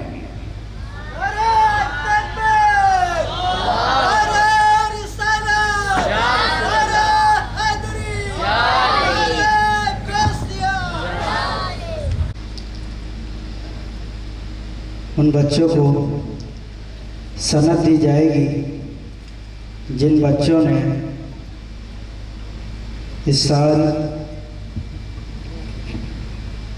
سند کا پروگرام شروع کریں۔ اس سے پہلے ایک اعلان سماعت فرما لیں کہ میں عرض کرتا ہوں کہ کچھ نہ کچھ ماہانہ ادارہ فیض رضا میں جمع کرائیں، تو جو اب آپ جمع کروانا چاہتے ہیں، ابھی مجھے بچوں نے بتایا ہے کہ ہم نے اسٹال لگایا ہے یہاں پر، وہاں رجسٹر ساری چیزیں موجود ہیں، اپنا کانٹیکٹ نمبر اپنا نام پتہ لکھوا دیں تاکہ اگر آپ بھول جائیں تو ہم آپ سے رابطہ کر سکیں۔ اللہ تعالیٰ ہمیں عمل کی توفیق دے۔ اب انشاءاللہ عز و جل ان بچوں کو سند دی جائے گی جنہوں نے اس سال ناظرہ قرآن مکمل کرنے کی سعادت حاصل کیجیے۔ عمیر بن محمد عبدالسلام، محمد عمیر بن محمد عبدالسلام،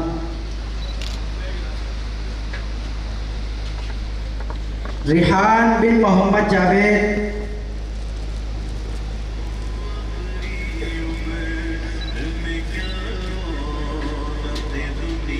عبد الرحمن بن محمد حسن علی،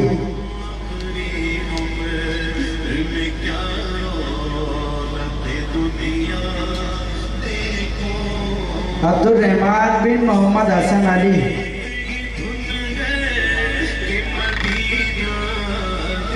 مزمل بن محمد کاشف،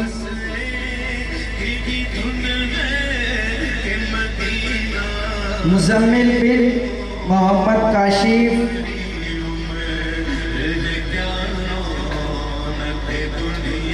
اذان بن عبد الکریم،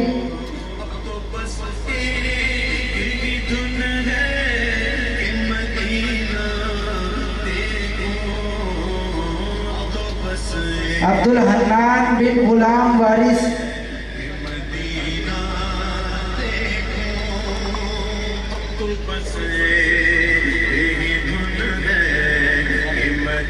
حبیب اللہ بن اعجاز،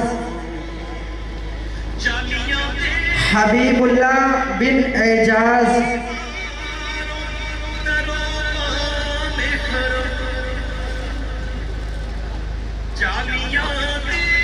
حبیب اللہ بن اعجاز،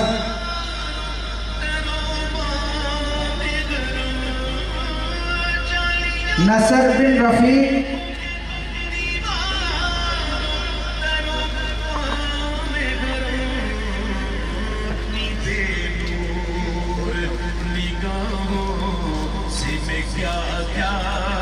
شیان عبد الصمد،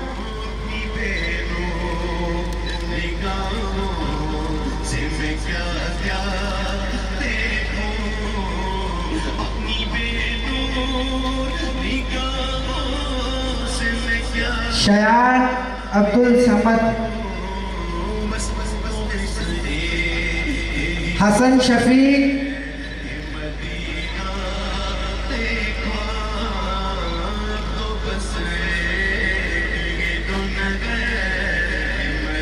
حسن شفیق، فاقر محمد علی،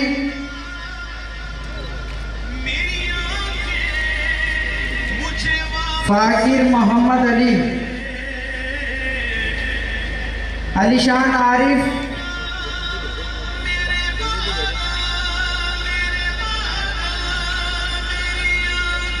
سمیر بن محمد آصف،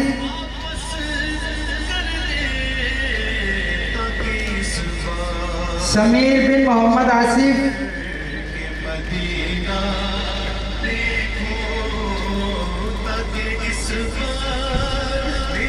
ایان عارف، ایان عارف،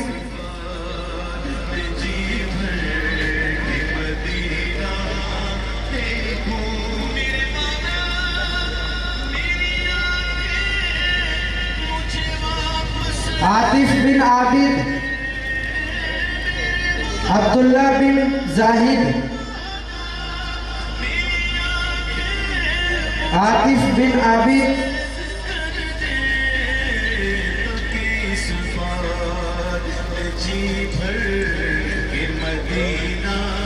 عبداللہ بن زاہد،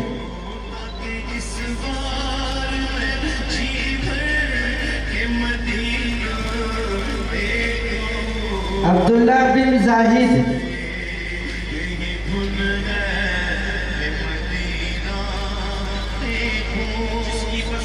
اب انشاءاللہ عز و جل جنہوں نے اس سال قرآن پاک حفظ کرنے کی سعادت حاصل کی ہے،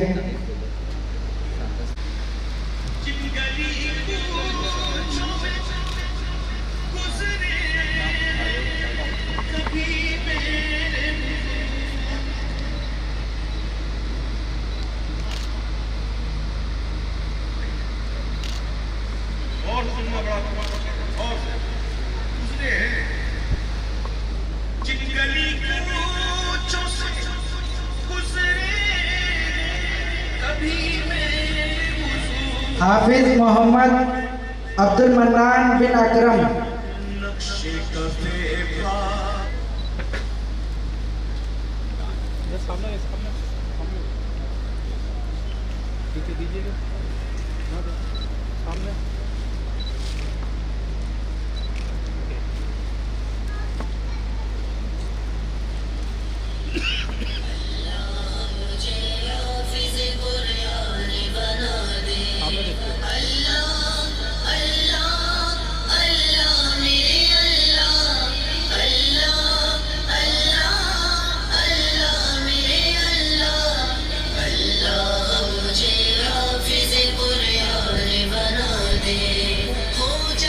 عبد المنان بن اکرم،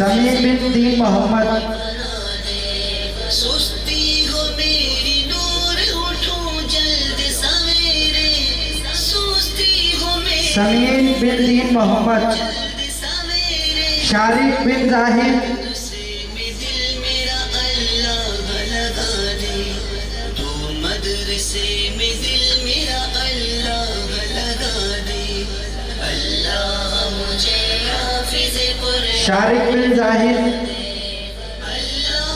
سمیر بن دین محمد، احمد رضا شکیل، محمد رضا بن اصغر، باہر کہیں مصروف استاد ہو موجود، کیا باہر کہیں مصروف، عادت تو میری شور مچانے کی مٹا دے، عادت تو میری شور مچانے کی مٹا دے، طاہر بن خالد، زین بن اشفاق، عمیر بن عادل،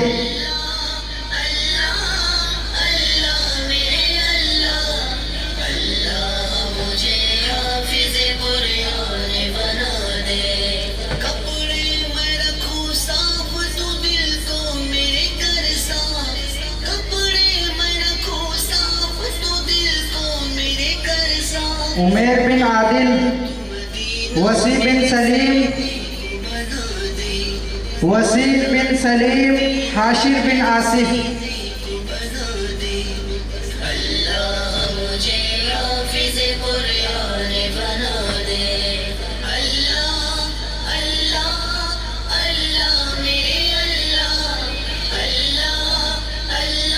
اب انشاءاللہ عز و جل ہمارے مفتی صاحب کو تحائف پیش کیا جائے گا، چادر کا تحفہ بھی پیش کیا جائے گا، جو کہ بانی محتمم ادارہ حافظ محمد توصیف صاحب اپنے ہاتھوں سے مفتی صاحب کو پیش فرما رہے ہیں۔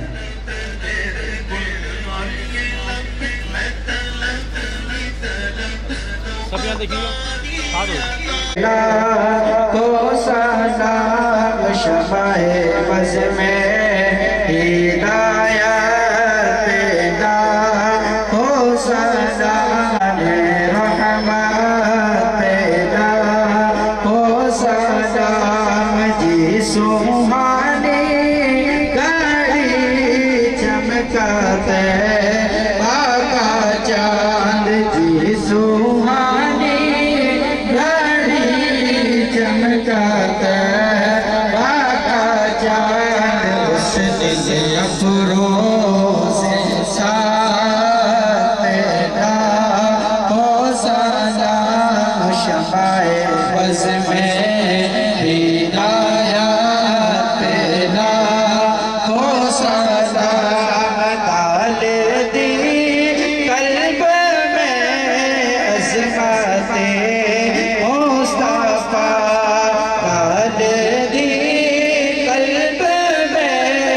عظمتیں مصطفیٰ سیدی اعلیٰ حضرت پیدا ہو، سلام کاش محشر میں جب ان کی آمد ہو، جیسا ان کی شوقت پیدا ہو، سلام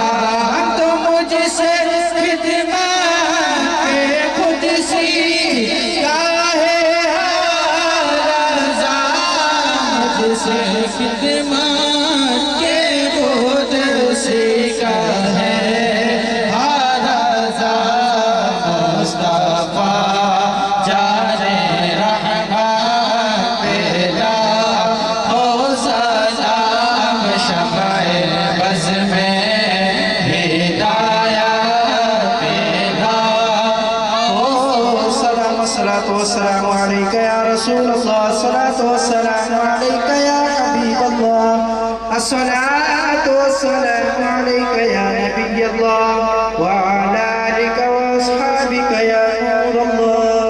تمام احباب تشریف رکھیں، اب دعا ہوگی، دعا کے بعد انشاءاللہ یہیں پر آپ کو لنگر پیش کیا جائے گا۔ الذي تنحل به العقد وتنفرج به الكرب وتقضى به الحوائج وتنال به الرغائب وحسن الخواتيم ويستسقى الغمام بوجهه الكريم وعلى آله وأصحابه في كل لمحة ونفس بعدد كل معلوم لك يا الله يا الله يا الله۔ اللهم نور قلوبنا بالقرآن وزين أخلاقنا بالقرآن وأدخلنا الجنة بالقرآن ونجنا من النار بالقرآن۔ اللهم أعنا على تلاوة القرآن وذكرك وشكرك وحسن عبادتك يا أرحم الراحمين۔ رب العالمین، تیری عطا، تیری توفیق، تیرے فضل و کرم سے ہم سب کا یہاں جمع ہونا تیرا ذکر کرنا، تیرے محبوب کا ذکر کرنا، تیرے محبوب آقا علیہ الصلوۃ والسلام کی بارگاہ میں ان تمام نیک اعمال کا ثواب ہدیۃً تحفۃً نذرانۃً عاجزاً محبتاً شوقاً ادباً تعظیماً احتراماً عقیدتاً پیش کرتے ہیں، قبول فرما۔ محبوب علیہ الصلوۃ والسلام کے والدین کریمین طیبین طاہرین، اہل بیت اطہار، ازواج مطہرات، صحابہ کرام، تابعین، تبع تابعین، اولیاء کاملین، مسلمین مسلمات، مومنین مومنات، ہم سب کے عزیز و اقربا، رشتہ دار، دوست احباب، بھائی بہن، والدین، جو بھی اس دنیا سے رخصت ہوئے تمام کی ارواحوں کو ایصال کرتے ہیں، قبول فرما۔ بالخصوص ان تمام نیک اعمال کا ثواب مجدد دین و ملت الشاہ امام احمد رضا خان فاضل بریلی رحمۃ اللہ تعالی علیہ کی روح پاک کو ایصال کرتے ہیں، قبول فرما۔ یا رب العالمین آپ کے درجات میں بلندیاں عطا فرما، مزار پر کروڑ کروڑ رحمتوں برکتوں کا نزول فرما، آپ کے فیضان سے ہم سب کو مستفیض ہونے کی توفیق عطا فرما۔ یا رب العالمین جتنا کام دین کے لیے آپ نے کیا ہم سب کو اس کا صدقہ نصیب فرما۔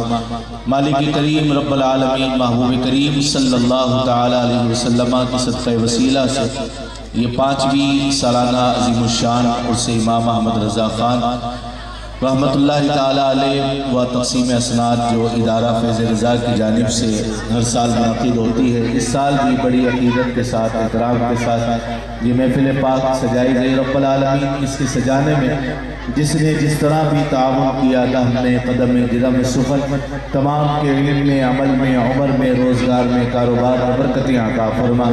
جتنے احباب اس ادارے کے ساتھ ماہانہ، سالانہ، ہفتہ وار تعاون کرتے ہیں، جس طرح بھی تعاون کرتے ہیں، مالک تمام کے تعاون کو اپنی بارگاہ میں قبول اور منظور فرما۔ اس ادارے کے بانی و محتمیم حضرت علامہ قاری محمد توصیف رضا قادری صاحب دامت برکاتہم العالیہ، یہ جتنی کوششوں اور کاوشوں کا نتیجہ ہے، مالک ان کے علم میں، عمل میں، عمر میں، رزق میں، آل میں، اولاد میں، گھر بار میں برکتیں عطا فرما، ادارے میں برکتیں عطا فرما۔ جتنے طلباء اس ادارے سے منسلک ہیں، مالک تمام کو اپنے مقصد میں کامیاب اور کامران فرما۔ یا رب العالمین شریروں کے شر سے، حاسدین کے حسد سے، ظالمین کے ظلم سے، منافقین کی منافقت سے، تقریب کاروں کی تقریب کاری سے، دشمنوں کی دشمنی سے، بد نظروں کی میلی نظر سے محفوظ فرما۔ اس کارواں کو تا قیامت جاری اور ساری فرما۔ آنے والی تمام زمینی و آسمانی بلیات، حادثات و سکرات سے ان طلباء کو، ان کے اساتذہ کو، بانی کو اور ادارے کو رب العالمین محفوظ فرما۔ یا رب العالمین ہم سب کو دین و دنیا کی بھلائیاں عطا فرما، دنیا اور آخرت کی ذلت و رسوائی سے محفوظ فرما، اپنے سوا کسی کا محتاج نہ فرما، ہماری عبادتوں کے اندر اخلاص عطا فرما، ہمیں ریاکاری اور دکھاوے سے محفوظ فرما۔ قبلہ شیخ طریقت امیر اہل سنت کو صحت والی طویل زندگی عطا فرما، آپ کا سایہ ہم سب پر تادیر قائم اور دائم فرما، آپ کی دعوت اسلامی کی خیر فرما۔ یا رب العالمین نبی کریم صلی اللہ تعالی علیہ وسلم کی صدقہ وسیلہ سے ہم سب کی دعاؤں کو اپنی بارگاہ میں مستجاب فرما۔ بالخصوص اس ماہ مبارک میں جتنے بزرگان دین کا اعراض ہے، مالک تمام کے فیضان سے ہم سب کو مستفیض فرما۔ ببرکت ان اللہ و ملائکتہ یصلون علی النبی یا ایھا الذین آمنوا صلوا علیہ وسلموا تسلیما۔ اللہم صل علی سیدنا و مولانا محمد معدن الجود والکرم وعلی آلہ واصحابہ وبارک وسلم۔ سبحان ربک رب العزت عما یصفون وسلام علی المرسلین والحمد للہ رب العالمین۔ تمام حضرات تشریف رکھیں، آپ یہیں پر ہی 5-5 کر ہلکے بنا لیں۔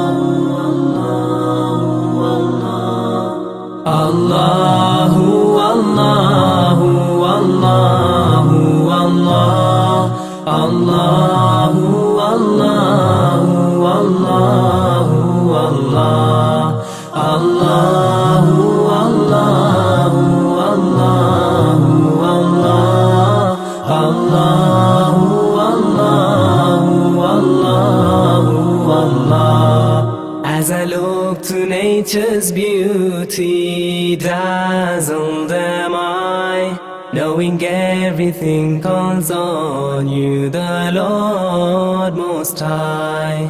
الله الذي يهدينا جميعا، الله الذي نعتز به جميعا.